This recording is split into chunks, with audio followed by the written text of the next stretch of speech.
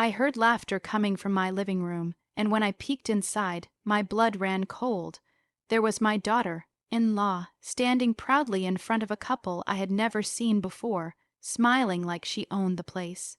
"And this," she said, gesturing around my living room, "is the main area. It gets great light in the mornings.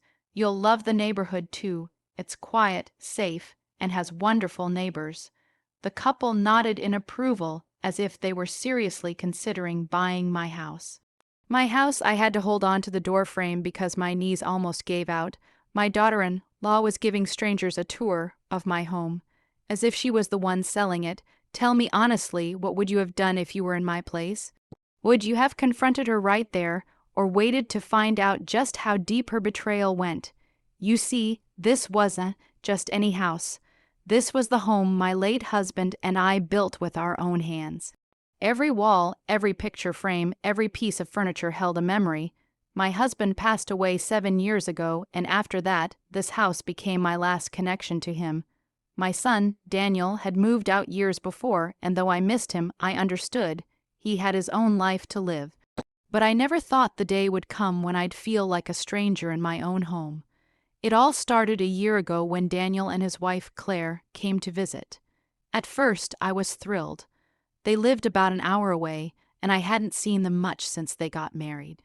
Claire was always polite in a distant way, the kind of person who smiled without warmth, but I tried. I really did. I cooked for them, cleaned the guest room, and made their favorite dishes. When they sat down at the dinner table that night, Daniel smiled and said, "Mom, we were actually hoping to talk to you about something." I smiled, expecting maybe some good news. "A baby, perhaps, of course, dear," I said. Claire jumped in before Daniel could continue. "We've been thinking," she said, "this house is too big for you to manage alone. It's really not safe for you to live here all by yourself. You're getting older, and things happen, you know." The way she said it, so rehearsed, so fake, made my stomach twist. Daniel nodded, clearly uncomfortable. "We just worry about you, Mom. Maybe it's time to think about downsizing. You could sell the house and move closer to us." I smiled, but my heart was pounding. "I appreciate your concern, but I'm perfectly fine here," I said. "This is my home. I can take care of myself." Claire gave a tight smile, the kind that doesn't reach the eyes, of course. She said, "Just think about it." I didn't realize it then, but that was the beginning of a long, manipulative game. A game I didn't even know I was part of. Over the next few months, Daniel started visiting more often, sometimes helping with small repairs, sometimes just dropping by. But Claire was always there too, hovering, watching me like a hawk. She started making subtle comments. "You know, this house must be hard to maintain on your pension," she'd say, "or wouldn't it be nice not to worry about property taxes anymore?" I brushed it off. I thought she was just being chatty, but then little things started happening. One afternoon, I came home from the grocery store and found a real estate flyer sitting on my kitchen counter, with a picture of my house on it. At first, I thought it was a coincidence, maybe a mailer. But when I looked closer, the photo was exactly my home, right down to the blue shutters I had painted myself. The listing said, "Coming soon, charming family home in a prime neighborhood." I almost dropped the paper. When I asked Daniel about it that evening, his face went pale. I don't know, Mom," he stammered. "Maybe it's just a mistake." Claire didn't say a word. She just smiled faintly and changed the subject. That night, I couldn't sleep. My gut told me something was very wrong. A week later, I got my answer. I was returning from a morning walk when I heard the laughter. The front door was slightly open, and I could hear voices. Claire's voice echoing through the living room. The kitchen was recently updated. She was saying proudly, "The appliances are included. It's a really cozy home for a young family." I peeked through the crack in the door and saw her standing there with a couple, both holding what looked like brochures. My heart was pounding so hard I could barely breathe. When I stepped inside, the sound of my footsteps made her turn around. Her smile vanished. "Mom," she said, too quickly, "you're home early." I glared at her. "What's going on here?" She glanced at the couple nervously. "Oh, I was just showing them around. They're friends of mine." "Friends?" I said, my voice trembling with anger. friends who think my house is for sale. The couple looked embarrassed and murmured something about coming back later. They practically ran out the door. As soon as they were gone, I turned to Claire. Explain now. She crossed her arms, trying to keep her composure. Look, you're living here all alone. This house is worth a fortune, and you don't even need it anymore. Daniel and I were just trying to help you make a smart decision.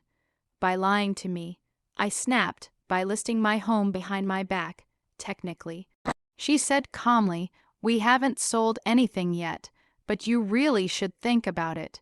You could move into a nice apartment or an assisted living community. You'd be comfortable. I felt dizzy. My own daughter-in-law was trying to steal my home. When Daniel came home that evening, I told him everything. He looked torn, confused, like he didn't know whose side to take.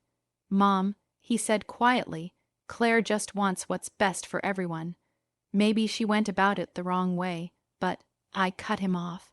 No, Daniel, she went about it the dishonest way. She's trying to sell the house that your father and I built with our own hands. If you can't see that, then I don't know what's happened to you. He didn't have an answer.